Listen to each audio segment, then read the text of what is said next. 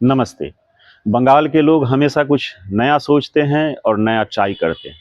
अपने इसी इनोवेटिव सोच के कारण बंगाल के लोगों ने ममता को हटा के बीजेपी की हिंदुत्व एजेंडा वाली सरकार को जगह दिया। बंगाल में हिंदुत्व कभी भी कोर इशू नहीं हुआ करता था, लेकिन अब ये होगा। आने वाले टाइम में बंगाल में हिंदुत्व कोर इशू होगा। अगर हिस्ट्री में देखें तो एंशियंट टाइम में बंगाल में बौद्ध धर्म बहुत ही प्रमुखता से छाया हुआ था। बंगाल की बहुत बड़ी आबादी बौद्ध धर्म को फॉलो करती थी। वहीं जो हिंदू थे उस समय के, वे भी कुछ अलग टाइप के थे। बंगाल के हिंदू ईश्वर को पुरुष रूप में नहीं पूजा करते थे। वहाँ स्त्री रूप में ईश्वर की पूजा की जाती थी। दुर्गा, काली वगैरह जो भी देवियां हैं, ये बंगाल की ही तो देन है। तो इनोवेटिव टाइप के हिंदू थे, नया सोचते थे। फिर बंगाल में मुस्लिम धर्म पहुंचा। बहुत बड़ी आबादी मुस्लिम धर्म को एक्सेप्ट की। मुस्लिम धर्म के बारे में ऐसा कहा जाता है कि ये धर्म तलवार के दम पे फैलाया गया।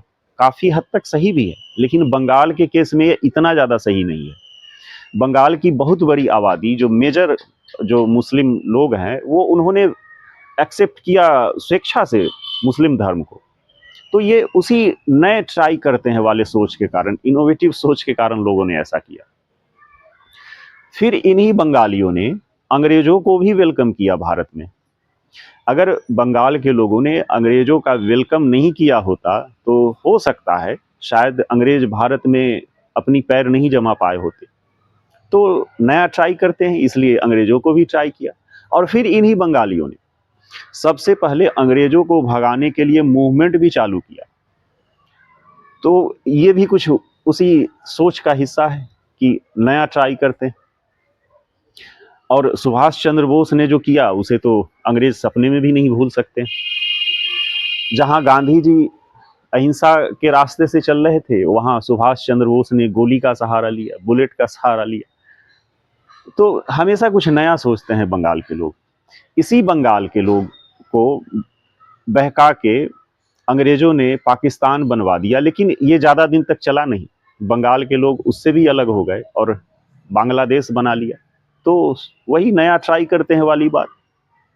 इसी बंगाल में कम्युनिस्ट विचारधारा भी फैली, और कम्युनिस्ट ही नहीं, नक्सलवाद इसी बंगाल से चालू हुआ। हिंसक आंदोलन, सत्ता को चुनौती देने के लिए हिंसक आंदोलन इसी बंगाल से तो चालू हुआ, पूरे देश में फैला, माओवाद का रूप ले लिया। तो पूरा देश इस नक्सलवाद और माओवाद से प्रभावित हुआ, पीड़ित हुआ। तो हमेशा कुछ नया सोचते हैं बंगाल के लोग। ये उसी सोच का हिस्सा है कि कम्युनिस्ट शासन भी आया, नक्सलवाद भी आया। और ये ममता बनर्जी उसी कम्युनिस्ट जो एक विचारधारा था उसकी आखिरी कड़ी थी। यहाँ आके अब कम्युनिस्ट विचारधारा पूरी तरह समाप्त हो जाती है। वो सिस्टम, विचारधारा तो कहें कि वैसा नहीं था ममता के साथ, लेकिन वो सिस्टम वही था, कम्युनिस्टों वाला सिस्टम ही था ममता बनर्जी के साथ।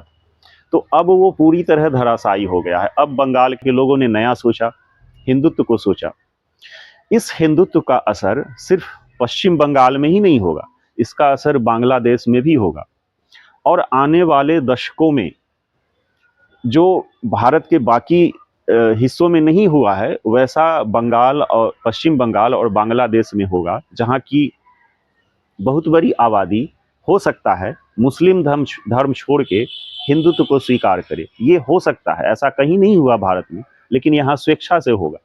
क्योंकि वही पुरानी जो उनका सिस्टम है कि नया सोचते हैं, नया ट्राई करते हैं, तो ये भी वहाँ के लिए नई बात। तो ऐसा हो सकता है। अब क्वेश्चन ये उठता है कि आखिर बंगाल के लोग इस तरह से कैसे सोचते हैं, हमेशा कुछ नया सोचना, नया ट्राई करना।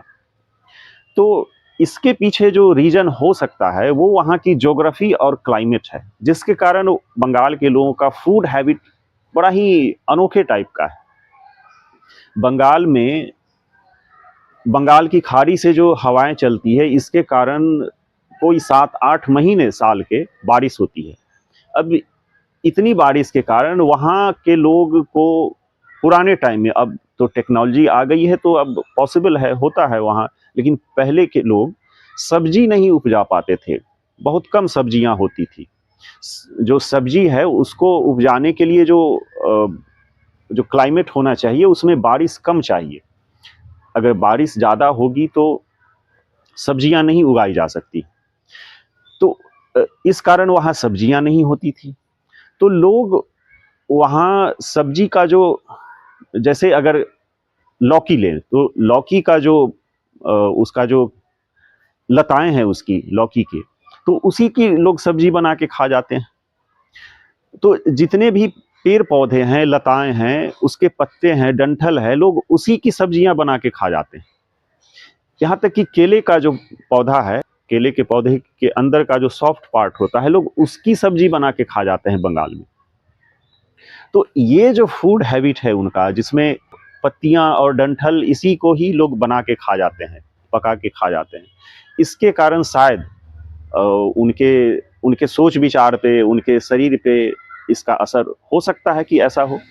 क्योंकि हम जो खाते हैं, हम जिस तरह का हमारा फूड हैबिट होता है, उसी तरह से हमारा बॉडी तैयार होता है, उसी तरह से हमारा माइंड तैयार होता है। तो हो सकता है कि इसका असर हो, ये जो डाइवर्सिटी है उनके फूड में, इसके कारण वहाँ के लोग इस तरह से सोचते हैं, कुछ अलग टाइप से सोचते हैं। हालांकि इस तरह का कोई न रिसर्च हुआ है, न इस तरह की कोई स्टडी हुई है, होनी चाहिए। तो रिसर्च अगर हो तो कुछ बहुत बढ़िया सामने आ सकता है। तो देखते हैं आगे आने वाले टाइम में क्या होता है, बंगाल की क्या स्थिति होती है। लगता है कि बंगाल के लोग कुछ नए ढंग से सोचेंगे। बहुत बहुत धन्यवाद।